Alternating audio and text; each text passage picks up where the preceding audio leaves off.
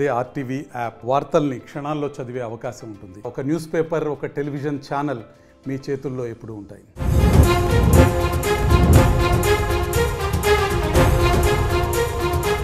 సిటీలో ప్రధాన tourism spot అయిన దుర్గం చెరువు ప్రస్తుతం కాలుష్యం కొరల్లో చిక్కుకుంది.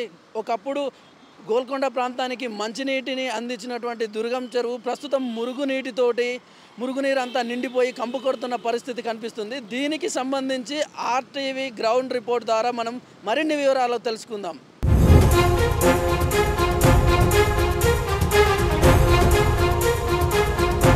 పొల్యూషన్ కంట్రోల్ బోర్డ్ ఏదైతే ఉందో దుర్గం చెరువుకు సంబంధించి పూర్తి స్థాయిలో అది పర్యవేక్షణ చేయట్లేదు అనేటటువంటిది విషయం మనకు తెలుస్తూ ఉంది. పొల్యూషన్ బోర్డు కంట్రోల్ సంబంధించి దాని నిర్లక్ష్యం ఏ విధంగా ఉన్నది అనేటటువంటిది ఈ పరిస్థితి చూస్తే మనకు తెలుస్తూ ఉంది. దీనికి సంబంధించి ఇప్పటికే ఒకసారి గతంలో తెలంగాణ హైకోర్టు కూడా ఈ చెరువును రక్షించాలని చెప్పేసి ఆగ్రహం వ్యక్తం చేసింది. ఇందులో ఉన్నటువంటి జీవరాశులన్నీ కూడా చచ్చి బయటకు వస్తున్నటువంటి పరిస్థితుల్లో హైకోర్టు కూడా కేసు సుమోటోగా తీసుకొని ఇక్కడ ఒక కమిటీ వేసినట్లు కూడా మనకు తెలుస్తుంది.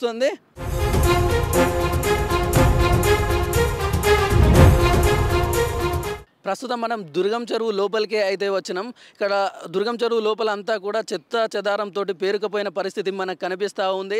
ఇక్కడ దుర్గం చెరువు పక్కన ఇక్కడ అయితే వాళ్ళంతా క్లీన్ చేసి గడ్డి అంతా పక్కకేసే ప్రయత్నం చేశారు, కానీ అది ఎండిపోయి తిరిగి మళ్ళీ అదంతా నీళ్ళలోనే పడుతూ ఉన్నది.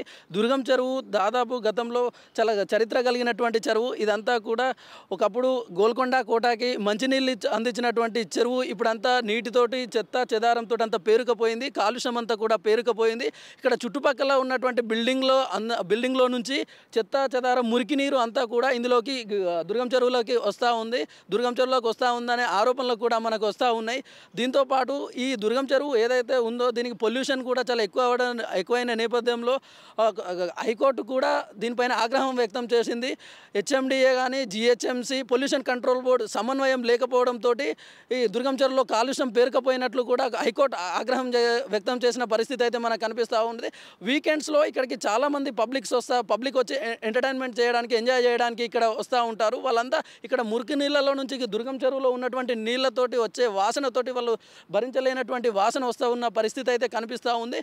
నీళ్ళలో అక్కడక్కడ ఎడ్జ్లో పాకురు పేరుకపోయింది, పచ్చగా అయిపోయింది. ఇక్కడ చూస్తే ప్రస్తుతం నీళ్లు కూడా మనకు కలర్ మారినట్లు మనకు తెలుస్తూ ఉంది. మనం ఒకసారి ఆ నీళ్లను కూడా చూసే ప్రయత్నం చేద్దాం. ఇక్కడ ఒక వాటర్ బాటిల్ ఉంది. వాటర్ బాటిల్ తీసుకొని ఇందులో ఉన్నటువంటి నీళ్లను మనం తీసుకునే ప్రయత్నం చేద్దాం. ఇదిగో చూస్తే ఇక్కడ నీళ్లు కలర్ మారినట్లు తెలుస్తుంది. ఇక్కడ దుమ్ము ధూళి అంతా కూడా ఈ నీళ్లు ఉన్నాయి. నీళ్లు పచ్చ కలర్లోకి వచ్చినట్లయితే మనకు కనిపిస్తూ ఉంది. ఇక్కడ ఈ నీళ్ళను కూడా మనం అబ్జర్వ్ చేసినట్లయితే పచ్చ కలర్లోకి కనిపిస్తూ ఉన్నాయి.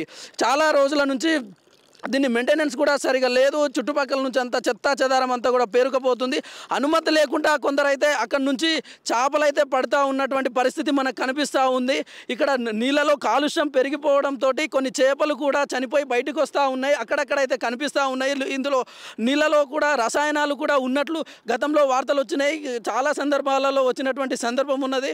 చుట్టుపక్కల నుంచి వచ్చేవాళ్ళు అనుమతి లేకుండా లోపలికి వస్తున్నారు. అందులో బై మిస్టేక్ పొరపాటున ఎవరైనా అక్కడ బండల పైన నిలబడి వాళ్ళు చేపలు పట్టే ప్రయత్నం చేస్తున్నారు.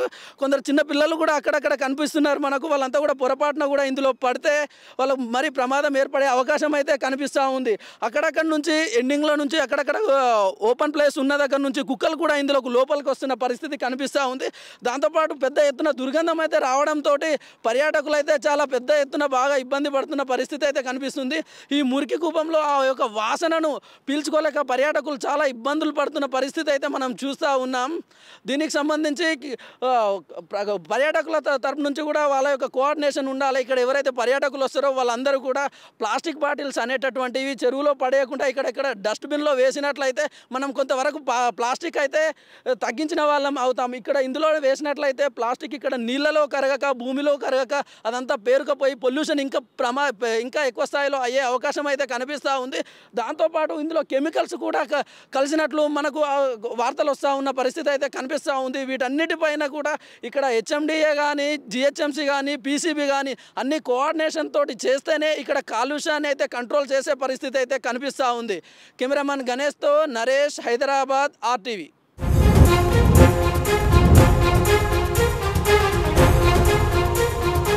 మరిన్ని వీడియోస్ కోసం ఛానల్ ని సబ్స్క్రైబ్ చేయండి, లేటెస్ట్ అప్డేట్స్ కోసం వాట్సాప్ ఛానల్ ని ఫాలో చేయండి అండ్ లింక్ డిస్క్రిప్షన్ లో ఉంది.